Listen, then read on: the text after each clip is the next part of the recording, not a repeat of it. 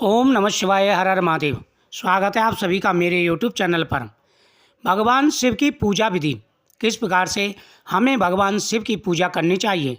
सोमवार के व्रत रखें या शिव पुराण सुने तो किस प्रकार से हमें भगवान शिव का पूजन करना चाहिए।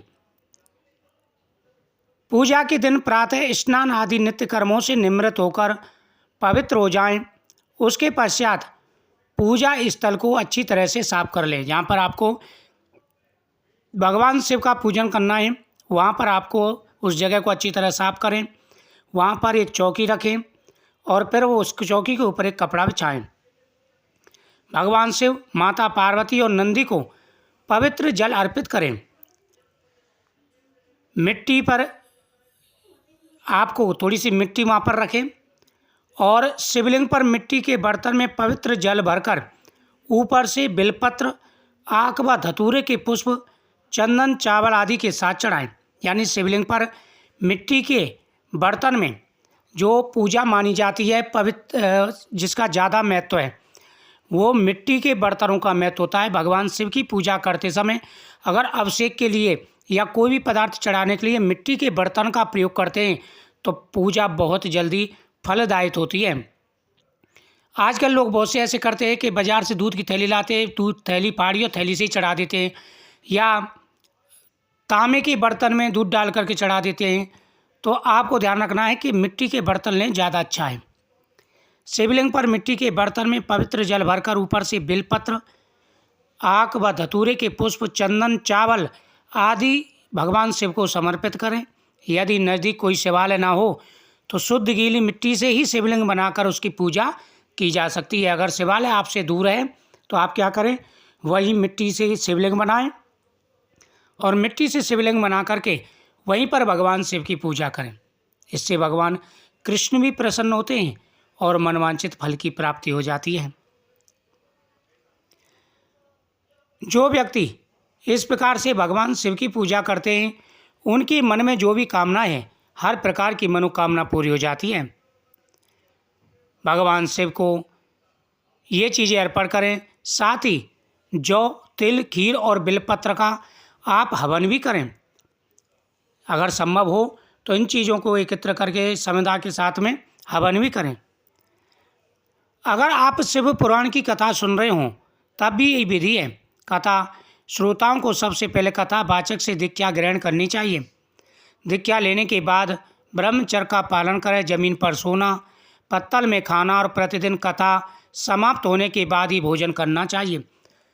ये तो व्रत वाले के नियम होते हैं और जो कथा सुनते हैं उनके नियम ये होते हैं कि पहले जो श्रोता हैं, जो वाचक हैं, जो कथावाचक हैं, उनसे पहले दीक्षा लें।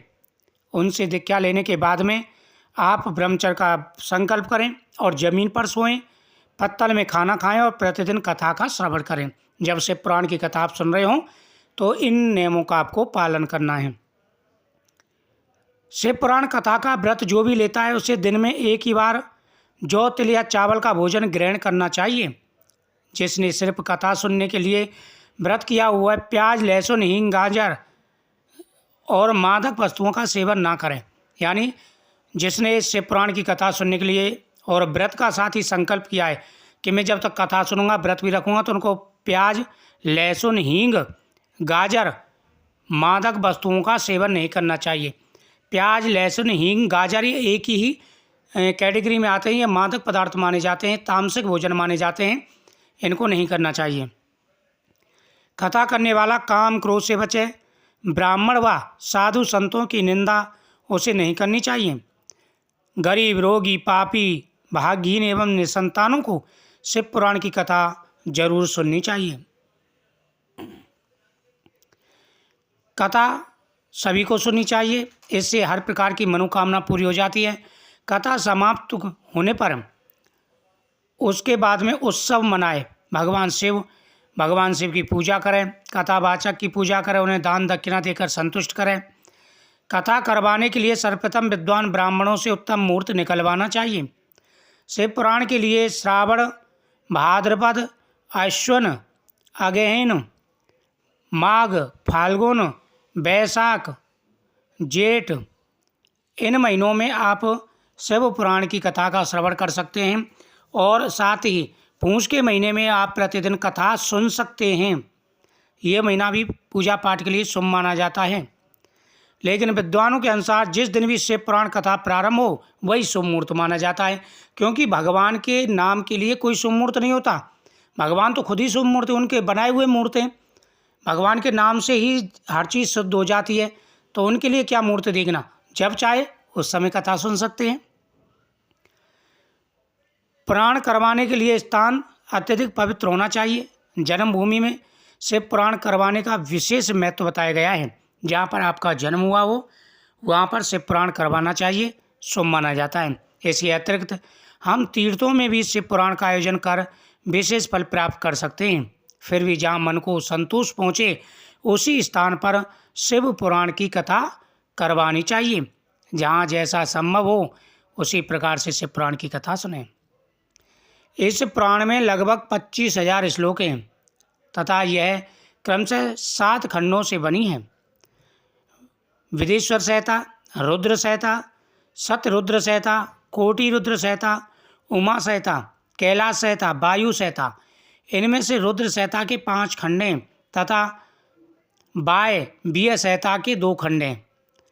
तो ये 7 खंड बनाए गए हैं। जैसे पहली है विदेश्वर संहिता, दूसरी है रुद्र संहिता, तीसरी है सतरुद्र संहिता, चौथी है कोटि रुद्र संहिता, 5वीं है उमा संहिता, 6वीं है कैलाश संहिता और 7वीं है वायु संहिता। शिव पुराण का प्रवचन स्वयं भगवान शिव ने किया है। महर्षि वेदव्यास ने सनत कुमार मुनि के कहने पर इस पुराण को लिखा था और शिव पुराण स्वयं भगवान शिव के मुखारविंद से निकली हुई है। जिस प्रकार से भागवत गीता भगवान कृष्ण के मुखारविंद से निकली हुई है। मूलतः शिव महापुराण की श्लोक संख्या 1 लाख है, परंतु व्यास जी ने इसे 24,000 श्लोकों में संक्षिप्त कर दिया है। पुराणों की क्रम संख्या के अनुसार शिव महापुराण का स्थान 4था है। यह पुराण समस्त पुराणों के माथे का तिलक माना गया है। इसमें वेदांत, विज्ञान में तथा निष्काम धर्म का उल्लेख है। साथ ही इस ग्रंथ में श्रेष्ठ मंत्र समूह का संकल्प भी है। जो बड़े आदर से इसे पढ़ना और सुनना जाता है वह भगवान शिव का प्रिय होकर परम गति को प्राप्त होता है। यानी सुनने वाला भी और पढ़ने वाला भी, दोनों की मुक्ति हो जाती है। शिव पुराण के श्रवण करने से मनुष्य के समस्त पाप नष्ट हो जाते हैं तथा शिव पुराण की